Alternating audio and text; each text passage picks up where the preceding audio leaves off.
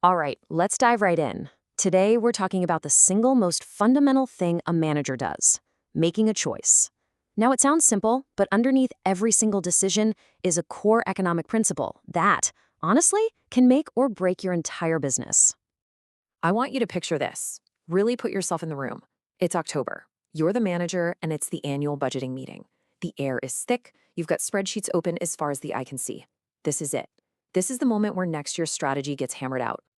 And then here they come, the requests. All of them are good ideas, right? Housekeeping says we need new mattresses, and they're right. Better guest scores mean people come back.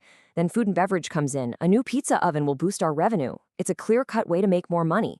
And then sales says, hey, we need to get to that Berlin trade show to find new agents for future growth. Every single one is a smart play.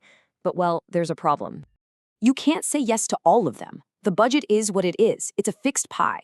You have to pick one. You have to select a winner. And this act, this very specific moment of decision, is what economists have a formal name for: choice.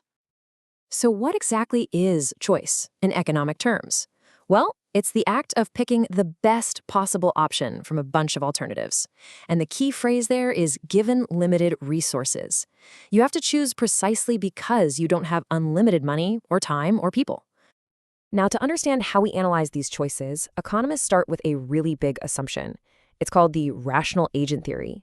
It basically says that we assume managers are rational, and they're going to make the choice that maximizes the company's utility. Now, utility is just a fancy word for its overall well-being.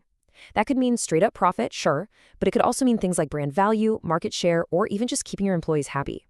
It's a really powerful idea to keep in your back pocket.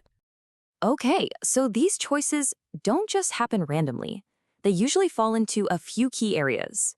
Let's walk through 5 strategic buckets where you see these tough calls being made all the time. First up, pricing. This is a huge one.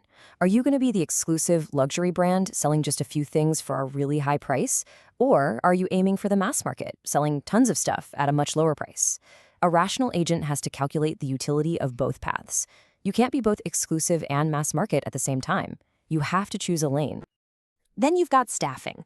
This is a constant balancing act. Do you have a high staff-to-guest ratio? Amazing high-touch service? That also comes with a really high payroll cost. Or do you run a lean team?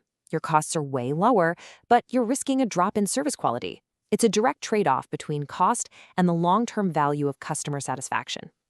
Same exact logic applies to your marketing budget. Where does that limited money go? Do you pour it into digital ads where every click and sale is measurable so you know your return on investment down to the penny?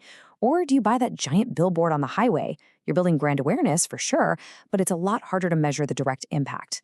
A rational agent has to decide which is more valuable right now, the hard data or the brand visibility. These choices can even get to the very soul of a company. Think about this scenario. Do you clear out a mangrove forest to build some amazing, highly profitable overwater villas? That's a brand new revenue stream right there. Or do you keep the mangroves? You preserve the ecosystem, you attract eco-tourists, and you build a powerful brand around sustainability. The rational agent has to weigh that immediate cash against the long-term and maybe even more valuable utility of a strong green brand identity. And finally, here's a choice I guarantee every single business has faced. Do you spend your capital on fixing the leaky roof, essential maintenance that's totally unglamorous?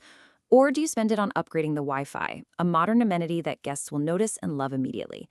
The rational agent has to calculate the risk. The utility of fixing the roof is avoiding a disaster.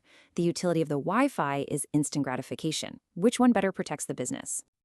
So, what is it? What's the one powerful underlying force that drives every single one of these tough decisions? It's this one word: scarcity.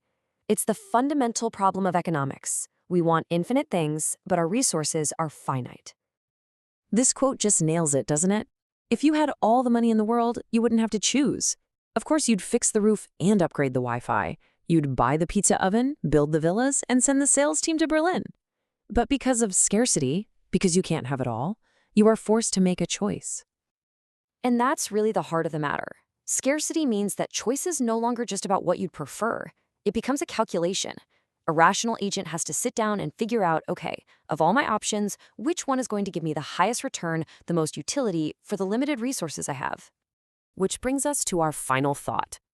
Every choice is also a trade-off.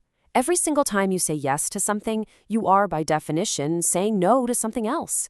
Yes to the new mattresses means no to the pizza oven and no to the trade show.